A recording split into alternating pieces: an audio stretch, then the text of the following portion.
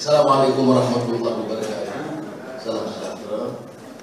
Terima kasih kepada Presiden Dewan dan PD, Ketua Pembangkang, untuk kita dan khusus dari PD, panel yang diusikan oleh Islam, Sari, William, dan George, dan rekan-rekan yang saya muliakan.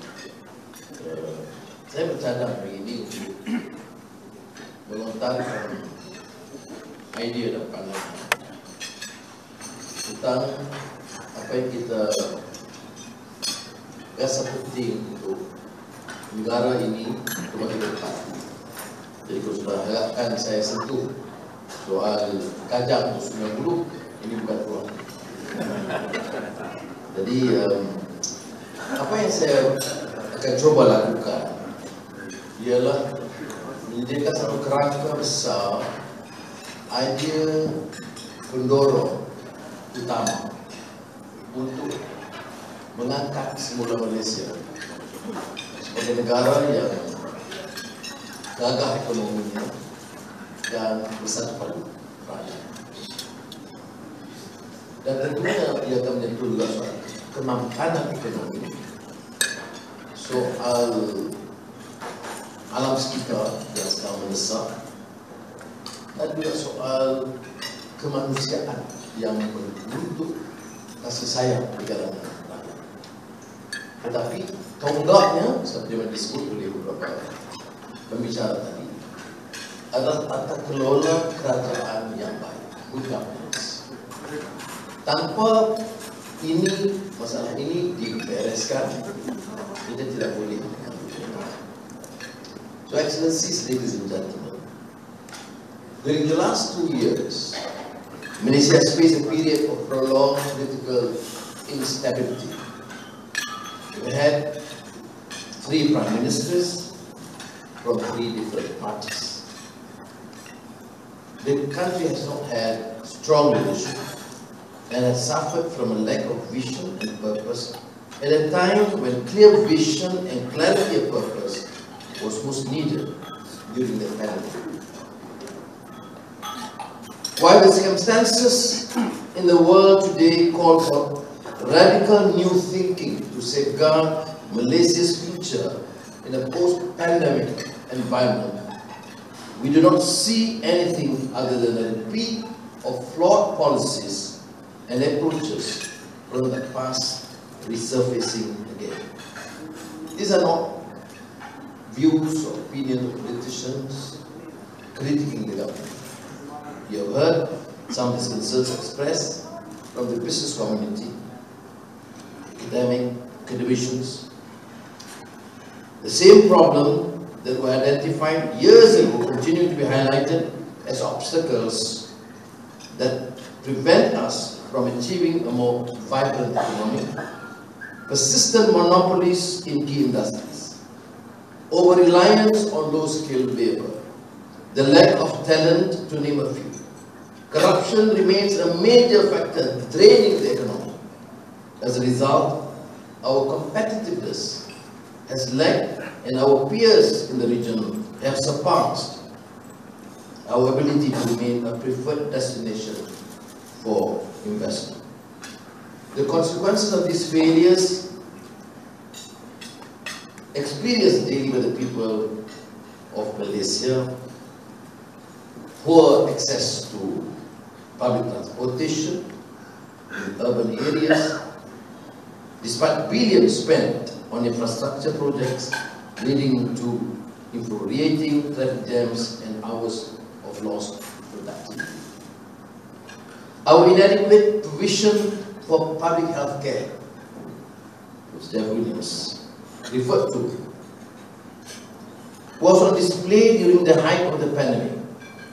The reports of dozens of people being brought in dead in local hospitals every day during summer 2021, and the images of overcrowded hospital wards with patients sleeping on floors and benches were truly disheartening.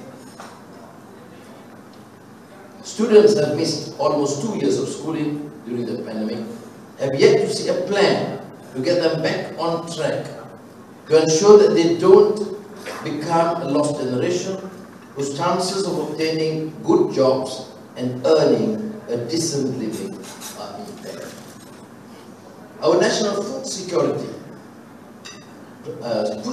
plan has not been successful in protecting the people from the impact of rising food prices, reducing our reliance on imports, and empowering our local farmers to earn prosperous livelihoods by serving the national interest. Flooding has plagued Malaysia this year, last year. Scientists predict that due to climate change, Malaysia can expect more extreme weather events, which will increase the likelihood of flooding and exacerbate the consequences of deforestation and logging, as well as urban sprawl. The slow, inadequate response to the floods is further indication of the shortcomings and the active nature of our problem-solving approach. The failures of public policy and the ongoing machinations of some politicians who amass wealth for themselves have taken their toll on the life. We cannot ignore the growing cynicism among those who are losing hope that politicians can make any meaningful contribution to the resolution of these basic problems. The 14th general elections was a culmination of decades of struggle to rectify failed policies in areas of healthcare and education, tackle the issue of poverty, inequality and corruption, strengthen the democratic space, and unify the country. Pakatan Harapan came to power, when it came to power, it had strong support from the majority of Malaysians. While with approval ratings above 60%, expectations were high. The sum of the significant reforms could be achieved quickly through force and will and momentum. Unfortunately, this did not happen. Pakatan Harapan did achieve some noteworthy successes, particularly in exposing scandals and bringing to justice the perpetrators of corrupt practices. However, the structural reforms which could have set the tone for the administration never materialized. Over time, the euphoria which was expressed in May 2018 turned into dismay due to unfulfilled promises. The coalition must work hard to convince the public that if given another chance, it will be more committed to delivering the promised and much needed reforms to the people. In defense of Pakatan Harapan, nothing short of a systemic overhaul is required to fix the problems plaguing Malaysia. This far-reaching transformation of a system cannot be achieved in a few years. The architecture of authoritarian neoliberalism, which is how one researcher has described the period of PN rule from 1980 to 2018, is fully entrenched.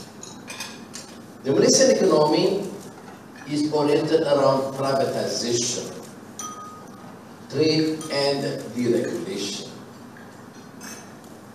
cynically remarked by itself, remember, not true privatization, but privatization. What you can call run-of-the-mill capitalism. While authoritarianism is enforced to ensure that the state can maximally exert control over the beneficiaries of economic policy and protect the position of selected vested interests.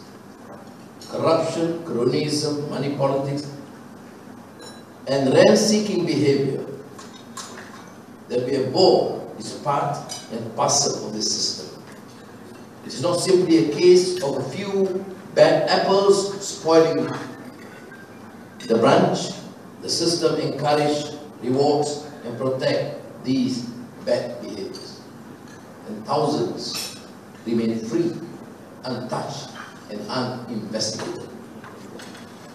We cannot substantially change this system until and unless we replace the underlying values on which it operates: individualism, sectarianism, exploitation, deception. These are the same values which subjected Malaysia to decades of preventive detention laws, abuse of human rights, and rigged elections. I do not believe that we can break that system by winning elections alone. We cannot break the system simply by capturing and imprisoning a few corrupt officials. It is our mission, therefore, to oppose the return of that system. It is our objective to replace the values of individualism, sectarianism, exploitation, and deception with new rules that will guide Malaysia's transition into a peaceful, multiracial democracy that is economically vibrant, caring, and respectful towards all the people. For us to succeed in this endeavor, we will have to adopt a new style of governing and administration able to cope with a period in our country where there is tremendous uncertainty, rapid change, and unprecedented complexity. Over the past 4 decades, I have had my share of experiences in government and outside.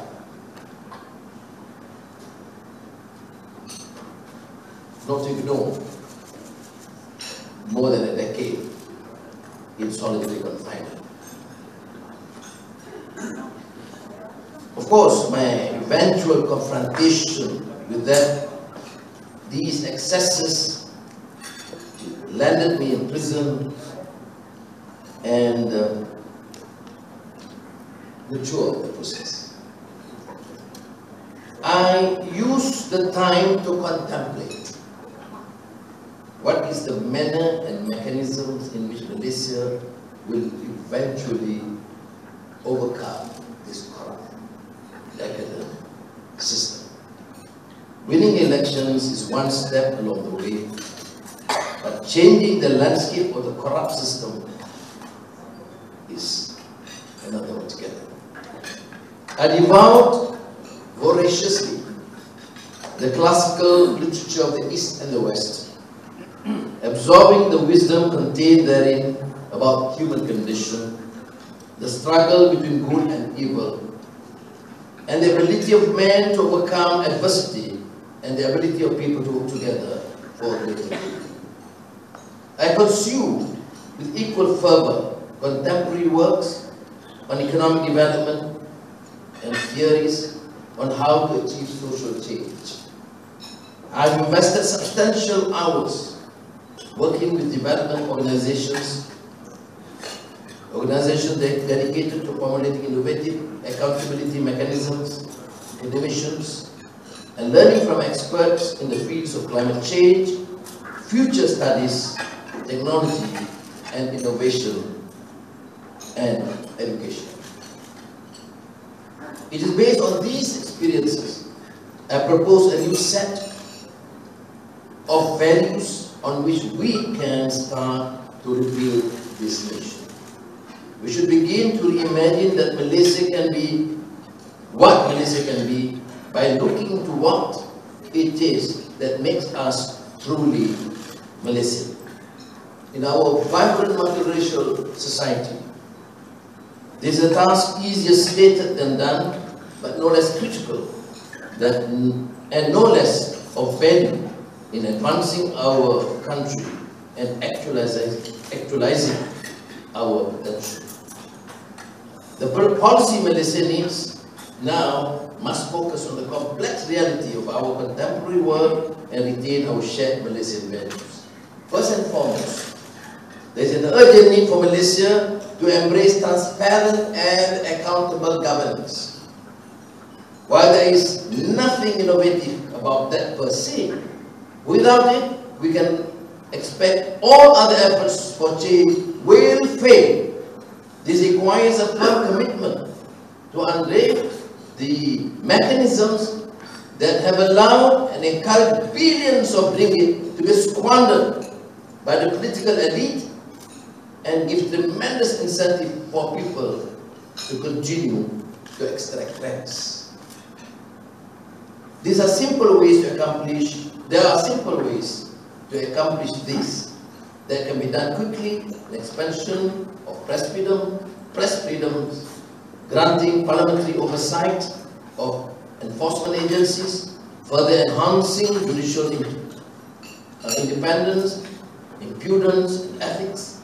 We are encouraged by the demonstration of judicial independence in recent landmark cases, but key reforms remain integral to ensure no backsliding in the performance of the judiciary. Beyond this, I propose the following framework on which to imagine a better Malaysia. We envision a Malaysia that is more sustainable and where care and compassion underpin the relationship and interactions between people and the government. The country must advance through embracing knowledge and innovation. People must engage each other with respect to promote the ideals of justice and mutual understanding. We must adopt a holistic understanding of prosperity that addresses the issues of wealth and income and embraces with equal fervor the cultivation of values and ethics, the promotion of knowledge, and the fostering of healthy communities. Trust in the government and trust among citizens is integral. It is natural. It is the natural result of good governance, and is also something which must be achieved actively, embodied as a core value in society where mutual respect is encouraged. Sustainability, caring and compassionate, respect, innovation, prosperity, and trust. SCRIPT, SCRIPT in short. The concept of sustainability has gone through many iterations and variations. Originally defined as a necessity to meet the needs of the present without compromising the ability of future generations to meet their own needs, it has often been combined with development and turned into a positive modifier for the concept of perpetual growth and uncontrolled expansion.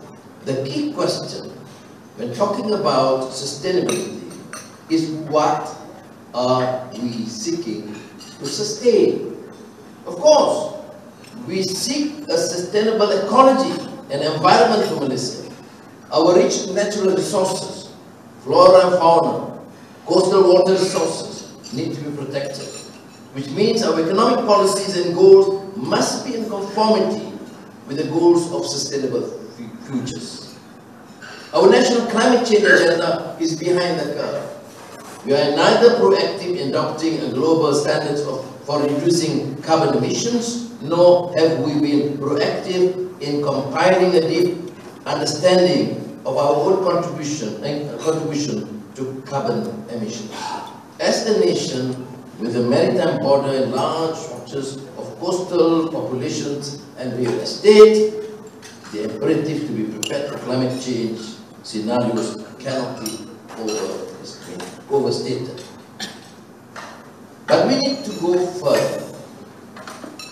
We also seek sustainability for our communities, urban and rural regions, for the diversity of our cultures, for our rich heritage, for our democracy, as well as our economic and psychological well-being of individuals. Sustainability must be adopted as a holistic, interconnected notion that touches every aspect of people's lives and not limited to the ecological expert. Hence, the emphasis on care and compassion. We seek a sustainable society where we care for and feel the pain of the poor, the marginalized, and hitherto neglected communities. It is incumbent on our society to ensure that they have a livelihood, a livable income to pursue sustainable lifestyle. The poor in our society suffer not just from economic hardship. They are ignored, misguided, mocked, and squeezed of their dignity, all of which make the consequences of grinding poverty even harder to bear. A recent poll showed that Malay youth aged 15 to 25 feel the effects of income-based discrimination more than any other form of discrimination. The plight of the rural poor in Malaysia was even first highlighted by the late Professor Aziz as far back as the 1950s. And while we have made progress in reducing rural poverty, the sense of alienation from the poor, rural and urban, remains corrosive to our society and is already manifesting in the urban environment and must be addressed. Much of the middle class is likewise not immune from the feeling of insecurity. Much more can be done to enhance their well-being by giving all Malaysians the confidence that basic public goods of healthcare, education, and infrastructure are available in high quality and of high quality to protect families. The pandemic has depleted the savings of many Malaysians, particularly those nearing the age of retirement. Care and compassion dictates that our society can age in dignity and will not be consigned to a subsistence. Cultivating a sense of respect is central in the success of this vision. The absence of respect in some of the discourses that take place in Malaysia are deeply disconcerting to us. Respect requires that everyone in our society, whatever their background, is treated with dignity and is free from all forms of harassment. We need to learn to respect integrity, honesty, and fair dealings. We need to respect all others, their communities, their beliefs, and their ways of life. We need the media, including social and digital media, to respect truth, fairness, and privacy, and be fair of bias, prejudice, and political interference. We must respect our spouses and our families, employees, and public servants. And we also need to give respect to ourselves, behave in a dignified manner, and to our own bodies, take care of our health and mental well-being. We must also cultivate a respect for democracy. As for the apparatus of democracy, which calls for not just a vibrant civic engagement, but civil and reasonable discourse that respects and accepts differences of opinions. The web of urgent problems we face, from fostering environmental sustainability to creating 21st century system of governance, from Malay poverty to the plight of the poor farmer to felder settlers' debts, from the reform of healthcare system to improving the standards of education, from navigating the impact of regional and global conflict to playing an active role in the complex world we are part of, all require a strong and sustainable economy. This, in turn, compels us to nurture innovative, an entrepreneurial culture that can propel our economy forward. To build on an innovation-oriented society where future generations of Malaysians feel prepared and motivated to tackle major challenges of the world, we must make substantial investments to transform education in this country and make access to quality education accessible to all. From early childhood education through university, we must make these institutions into a place where students learn how to confront and overcome the world in all its emerging complexity, chaos, and contradictions. Complex, interconnected problems require interdisciplinary, transdisciplinary, and multidisciplinary perspectives. The rigid department setup of our schools and universities impedes rather than facilitate the type of research and inquiry. We need to create departments without walls and transcend the existing disciplinary silos that inhibit creative interdisciplinary inquiry. Eventually, this translates to professionals in the public and private sector who can apply the same complex approaches in their work and to deal with complex challenges. Our vision adopts a notion of prosperity that's based not only on materialistic choice and consumerism, but on a holistic idea of well-being. Prosperity based on ethical satisfaction is embedded in community rather than a perpetual quest for more material goods. Real prosperity must also include cultivation of morals and ethics, an appreciation of knowledge and beauty, a sense of community and togetherness that transcends any individual identity. It couples individual concerns with social responsibility, a condition that includes obligations and responsibilities to others, indeed to the whole of the natural as well as the social world. The linchpin of this new framework is trust. Trust remains a core value in Malaysian society. Trust, like prayer or any other religious practice, should be totally embodied, where every day we ask ourselves what we are doing to make sure we uphold our trust in others and work hard to ensure there is no loss of trust within politicians and citizens. Trust was on display during the worst days of the pandemic, when distressed Malaysians waved white-colored flags outside their homes in the hope that fellow Malaysians would provide much-needed assistance. Trust deficits exist due to misunderstanding between different groups of Malaysians. But in my experience,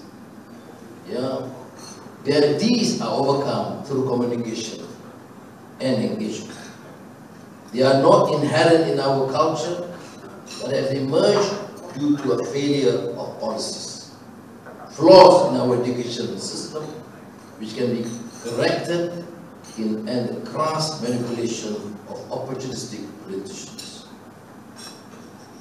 The government and cabinet ministers are rated the least trustworthy segment of Malaysian society in the eyes of the people, according to a recent survey data. If we are to change the system, then we must regain the trust of the people. The first most significant step in that endeavor is to ensure that we keep promises and deliver what we say we'll do. A cabinet of leaders in federal and state governments who are transparent, accountable, and show humility will gain, inshallah, the trust of our rakyat. This vision for Malaysia may appear to some as utopian or somewhat far-fetched in its outlook. But these core values are neither a philosophical dream or theoretical construct, nor an unrealistic idea. The script framework is to be integrated, holistic. It is an integrated, holistic endeavor. Its 6 components do not function in isolation, but they are interconnected and interdependent and enhance each other through feedback.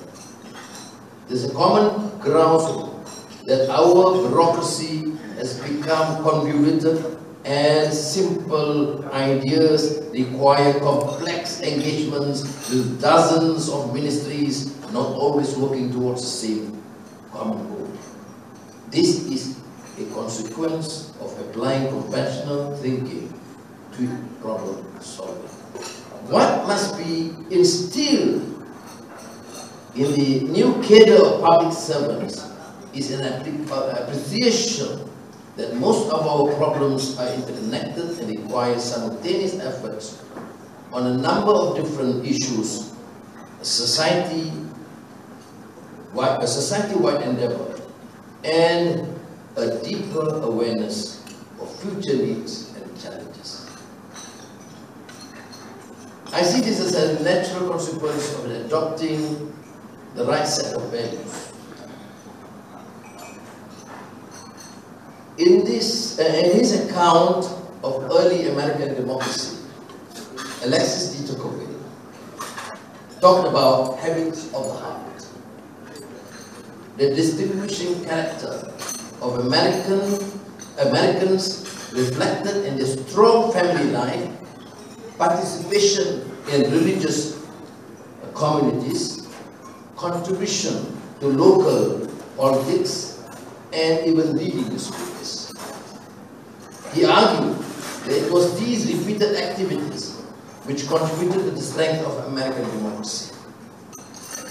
The script policy framework can be seen as habits of the heart, which will provide a strong basis to expand and enhance democracy and to deliver competent and effective government during these turbulent times and disconnect us from the corrosive legacy of decades of authoritarianism. We are at the beginning of our democratic awakening, and we can take lessons from the experience of other countries. Jawaharlal Nehru, in his iconic independence speech, stated that the Indians made a tryst with destiny. He said, "A moment comes, which comes but rarely in history, when we step out from the old to new, when an age ends, and when the soul of a nation, long suppressed, finds utterance. And so we have to labor and to work hard to give reality to our dreams. These dreams are for India, but they are also for the world." Malaysians have made their own tryst with democracy. For some, it started in 1957, Merdeka. 1963, Malaysia. 1998, Reformasi. But for some, 2008. Some embraced it in 2018. But we have embraced it fully. And this thing we desire so much, a vibrant democracy, and a better Malaysia. It pains us when it is taken away. We have no choice but to labor ahead with tenacity, courage, and commitment to that and bring it to fruition. Terima kasih.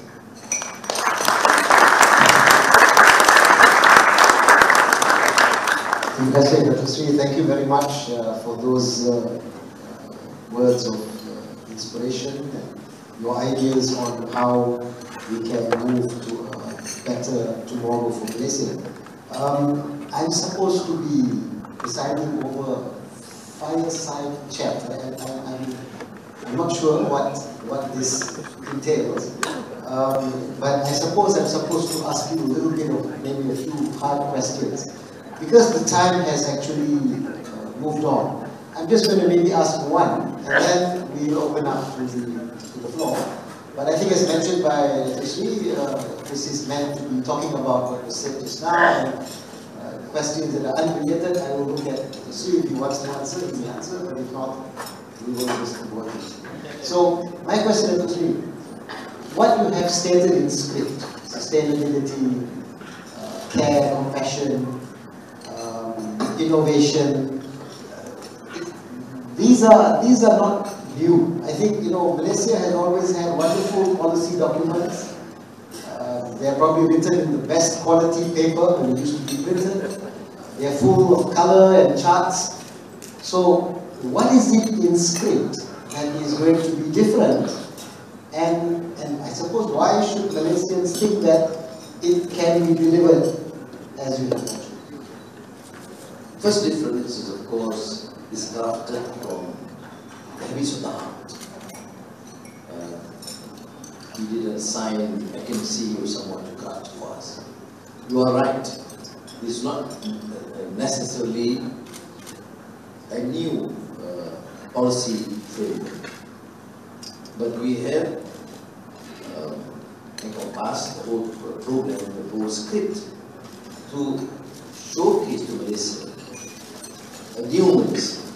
When we talk about governance, it's not just anti-corruption, or we are not just representing a case to protect our forests. A government and administration that is responsible, that can give trust, must also show compassion, must be fair to all its citizens, regardless of race or culture, and must move in a comprehensive, holistic manner.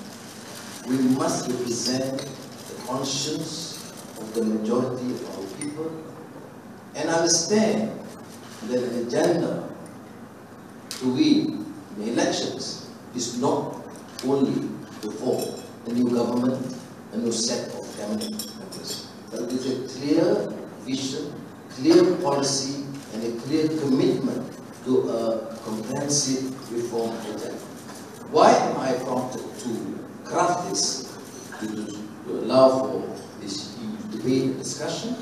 Because we have seen governments, prime ministers come and go. And the latest, of course, the Pakatan Harapan,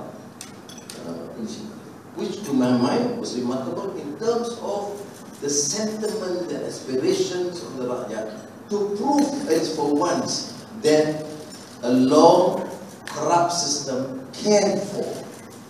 But I concede that we were not able, firstly, short space of time, secondly, it was not led by a reformer in government, and therefore we had to endure the pain, and now having to deal with the Rakyat to explain why you did not perform as you had promised. Well, they were, to be fair, there were areas where we succeeded. Otherwise, there will not be prosecution on these colossal bribery cases or corruption cases. Yes, but in terms of real reform, justice for all, championing the cause of the Rakyat, ridding the country of endemic corruption. This we have not done.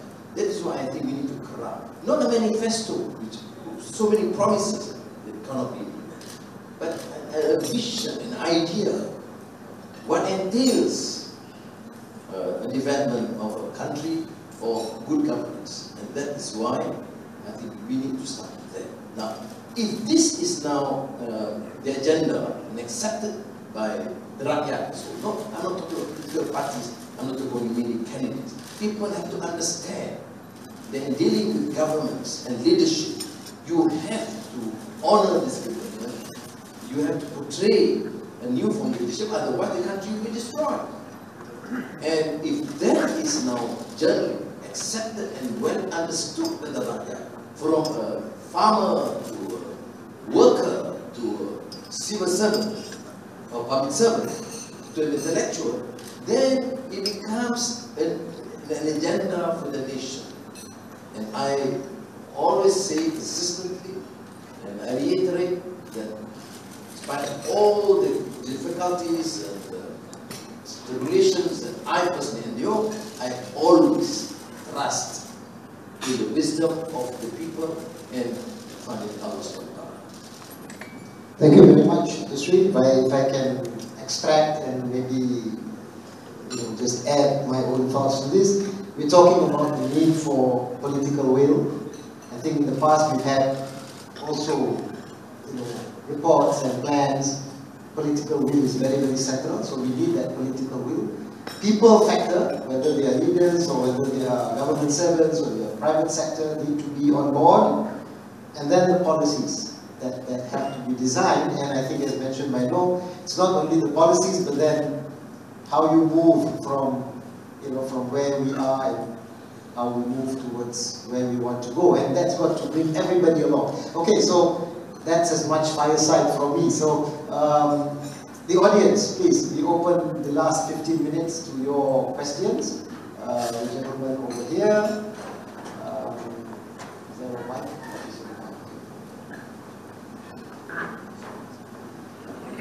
All right, then we have somebody at we have one here and then one there, two. Okay, two to begin, and then right in the back, three. Okay, so please. Thank you very much indeed.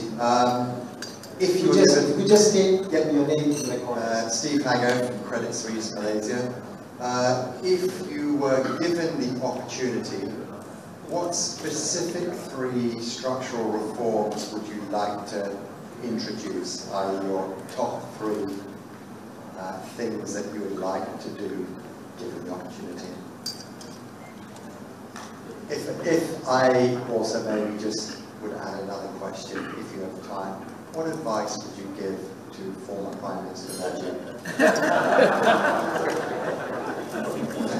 I think the question is, why did you say if you become Prime Minister? Why can't you say when? All these crimes and tribulations are very true. Give me some credit. And, if I might just add, I think Kiki the cat is up for hire, so maybe you can headhunt her. Thank you. Anyway, when we talk about leadership,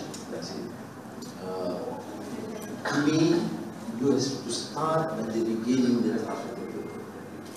To make sure leaders are not to enrich themselves. Nobody believes that you become Prime Minister or Cabinet Minister, you don't want to enrich others. So that has to be central. When that is done, trust, a major component of good governance, then you implement the necessary. Of course, the institutions are going to be. I mean, if you are civil, you start judicial independence. But I would say, I would have to deal with the fundamental issue of the economy. To me, partly because of my experience as Minister of Finance, other than building that trust and ensuring there's governance, which is not very too difficult. Use the Prime Minister, for example, is tough on the issue of corruption and no nonsense in terms of abuses. I tell you, the cabinet will behave. And then we'll trickle down. This is real trickle down, unlike the trickle down economics.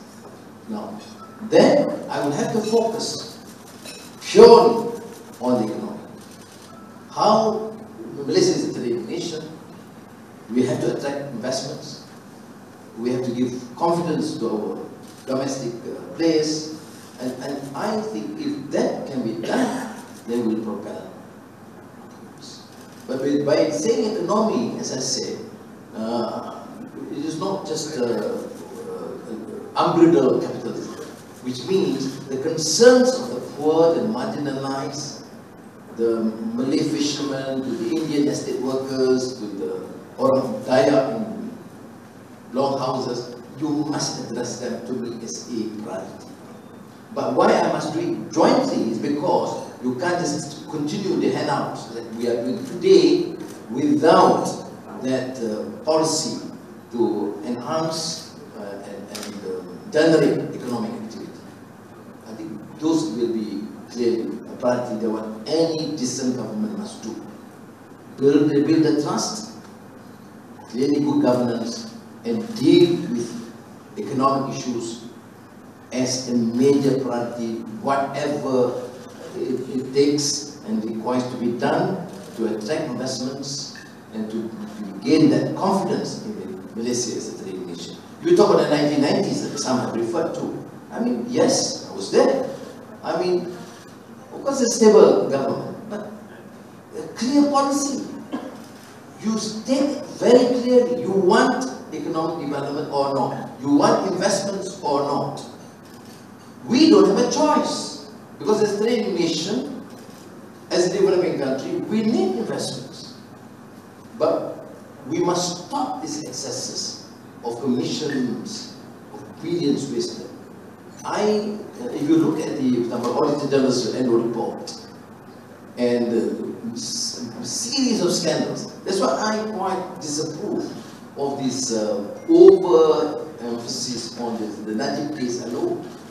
Because there are too many scoundrels out there stealing billions, and they continue with impunity even after charges were preferred against these few leaders. The squandering continue.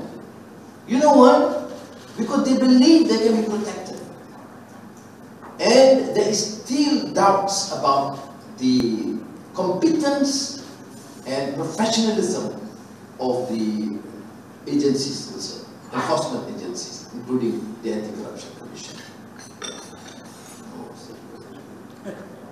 Okay, fine. I gave my advice to Najib at CNBC TV yesterday. Well, I said from a 7-star hotel, that is used to go to a prison, it is really going to be tough. Prison is not a bed of roses. I'm an expert on this, right? There's no territory, there's no comfort, you know. But general advice is, of course, you have to have a strong willpower. If you really committed blunders, mistakes, you must have remorse. And pray for forgiveness from God, and whatever you stole, you must return. Because otherwise, there will not be spiritual tranquility or sakina. So that, I don't know whether he's prepared to do. Number one. Number two, of course you have to seek solace in God, a lot of meditation and rituals to strengthen your spiritual strength. And of course, I spend lots, 14, 15 hours a day reading all the classics, Islamic, Hindu, Chinese, you know. And then whatever literature I can get. I was fortunate because my friends all over the world kept on sending books to me. All right? That's why I used to say that the complete works of Shakespeare with copious notes I read 4.5 times. So I complained, the government should extend my stay so that I complete the Azizah told me never joke about it. But this guy, they take it seriously. Can we give some time back to prison to finish the 5 times of reading of Shakespeare's complete work? But really it's brilliant, because if you read a book, serious book, I mean, this is what Piketty's Inequality, or prior to that, say, Anna Akhmatova, the great poetess, the Tsar of Russia, poem. I mean, you're absorbed into this. The pain is solitary confinement. The beauty is you absorb no interference, no disturbance. You have complete space. So you have to strong mental strength. I hope you can reach that. Please. Yes, our second. Good afternoon, Datuk Seri. My name is Roland from Sarawak. I got 2 issues. One is on the issue of right to development, which is already been recognized in the United Nations. When Datuk Seri become the new Prime Minister of Malaysia, will the right to development will be incorporated into our federal constitution as one of the fundamental rights of the citizen in Malaysia. One. Secondly, is on the issue of United Nations Declaration on the Rights of Indigenous People. When Datuk Seri become the Prime Minister of Malaysia, will Malaysia ratify this UN? Thank you. Well, the international community have expanded the term human rights to encompass the issues which was not touched upon, like the issue other than just human rights to property, to basic living, to development, as you say. And I think, notwithstanding these declarations, we will talk seriously from the heart. How can a country, after 5, 6, 7, almost 7 decades of independence, ignore the plight of the poor, the marginalized, not having a decent education? It's not a matter of access to education. I dislike the term access to education. Because access to education sounds condescending, because as long as I get good quality education for my children and grandchildren, the rest have this access to education. It must be access to quality education. Okay? And which covers environment. Now, whether we would endorse or rectify, generally I would go along. But to me, a priority for the country, for me, is to make sure that no community,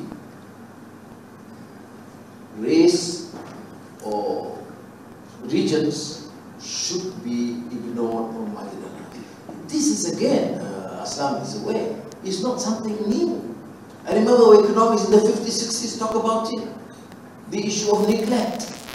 They don't talk about this or race issue, about Malays or China or India. No, you don't neglect any community.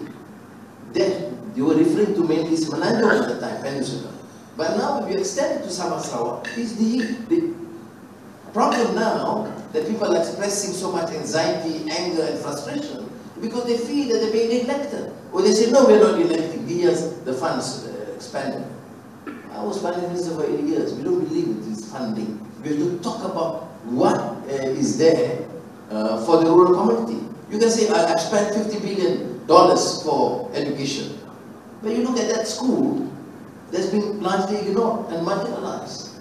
So I think the central issue, Roland, you are right, absolutely right, that the policy must be to care and compassion for every single citizen in this country. So immediately, you dismiss the whole issue of racism and religious bigotry. It does not matter. If you are poor, you are poor. Of course, the majority are Malays and Putra. So be it. I can tell the Chinese too. But you can't ignore the pockets of poverty among the Chinese. So I don't think it's too difficult an issue. But this the religious backwards and racists are still continuing having this issue. Even corruption is just, you know, corruption in Malaysia is more among the Chinese, you know. What the heck is happening? To me, it's an insult to even to Islam, because Islam text is very clear. You read the country or the system of corruption and facade. It does not matter whether you're Jew or Chinese or Hindu or Buddhist or Muslim. This was why I said in this script, the issue of morality and ethics must be addressed, transcending ideological differences. Okay, I think, you know, that just maybe a point. There was a policy to provide computers to schools, and I remember the report came out that the school doesn't even have electricity. You know, and then they were distributing computers to the kids. All right, we have one more at the back. Is there anybody on this side that has a question? If not, that probably would be the right. Yeah, right at the back. Yeah, go ahead. Bismillahirrahmanirrahim. Assalamualaikum, Datuk Seri and Prof. Aslam and everyone, and good afternoon. Datuk Seri, when you become PM, I just wonder whether we will follow Surah Yusuf 43 to 49.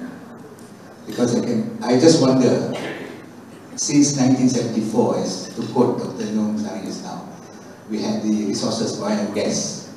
Do we really save a little bit from that income to be used during trying times, just like during COVID? That's number one. And number two, if we look at the 31st December 2021 annual report of Amanah Saham Bumi Putra, this is supposed to be savings. Just now I asked savings for the government, now I'm asking about savings for the people. ASB, the rule is that limit per investor 200,000 ringgit, subject to management discretion if the limit is exceeded due to new units arising from inheritance or income reinvested. But I can see here above 500,000, there are 28,219 people, or 0.27 of the depositors. But then, those having below 5,000 constitute 75.5% of the unit holders, but it only involves 2.7% of the total 182 billion. So here now we talk about in what Malaysia kesenjangan. So when Datuk Seri become a Prime Minister, how would you solve this problem? Thank you. Assalamualaikum. What would be your plan? Thank you. Well, although I joke about when and if, don't be too excited. People will say Anwar, the designated next Prime Minister, or or our candidate Prime Minister in the last 22 years. So I'm not excited anymore. We leave it to the wisdom of the people, and inshallah. But I make reference to this Quran, Surah Yusuf, and Joseph in the Bible. For 7 fat years, 7 good years.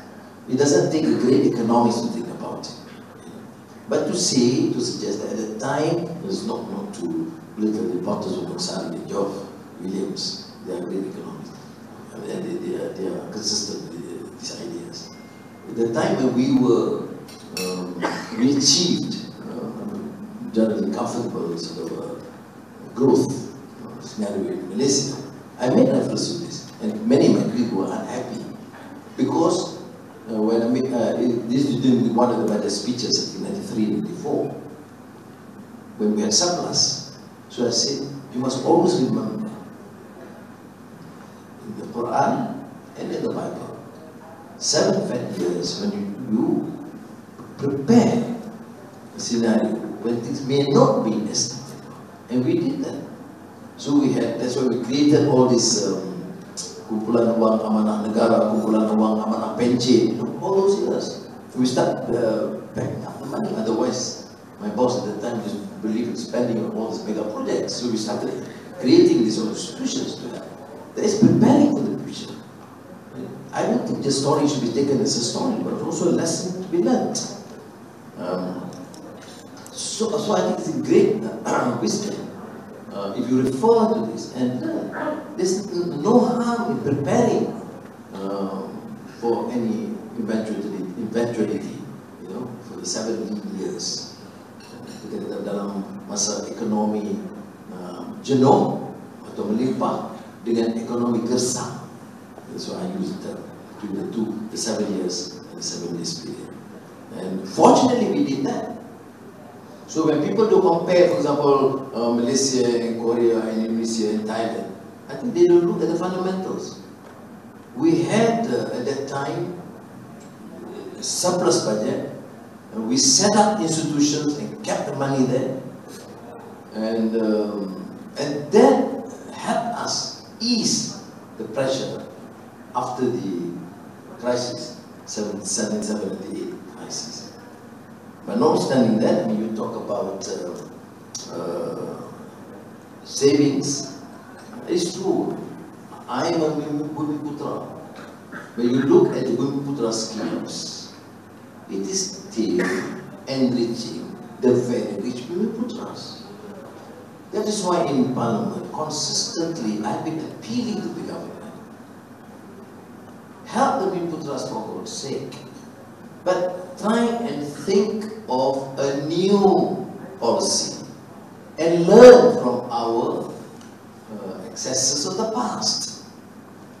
In terms of social mobility, yes, I concede we were rather successful. Poor students were allowed to enter the university, and there is social mobility. But in terms of business opportunities, after 40 years, it doesn't make sense at all to continue with an obsolete, archaic policy that benefit only the core of these cronies, and mainly are not cronies. So from the ASP was clear. Even through ASP, which is meant to really help the core, the poor among the Wiputras, the end results, of course, to the contrary. I made reference to Fatimah Kari, her study of the new economic policy. In real terms, from 71 when they launched till 5-6 years ago when she completed the study, there's not much change in terms of the income level, and in fact the disparity, inequality increased. So fine, they have tried to razak as this brilliant idea. Okay, fair enough. But after a few decades, why can't we review this and make sure that our policy truly help the poor masses, the marginalized? And with this sort of awareness and understanding, give this hope to all Malaysians. The majority of the Malays and Wiputra will benefit, but the Chinese poor and the Indian poor and the Ibans, will not feel that they are discriminated or marginalized. Does it mean that you are doing this at the expense of the Malays? No. But it just meant a different approach. But you know, we have been probably controlled. I mean, this propaganda is so pervasive, and this incessant propaganda has continued for too long that nobody dare talk about shifting that policy. That's why I say we need a new systemic change. Do we compromise on our task and priority to help the poor? No. In fact, in our script, we are more determined, more committed.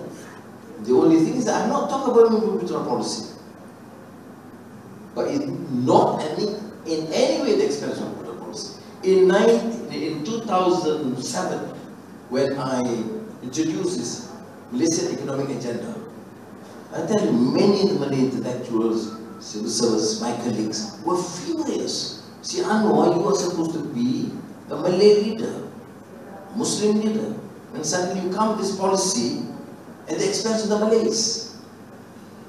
There is no engagement. Why? Because I said you need to shift from new economic policy to to a Malaysian economic agenda. But I said, I am convinced, without doubt, that this policy would invariably help the poor, the majority of our Malays. You see, so this is actually the battle within the political elite. The opportunistic elite among the Malays would want to keep and preserve this policy because it will benefit them immensely. And they use a racial agenda. The moment you shift at cost to the Malays. And I disagree, and I think I would appeal to our friends within the party and the coalition and the Rakyat to now embark on this new policy because it will help this country, propel the economy, and protect the interests of the country. Thank you very much. If I can just maybe a couple of closing remarks. The first question, the three most important things that need to be done: building the trust. I think that's going to be a very, very big challenge. To institute a better governance structure, and thirdly, to fix the economy. Jeff, Nong, and William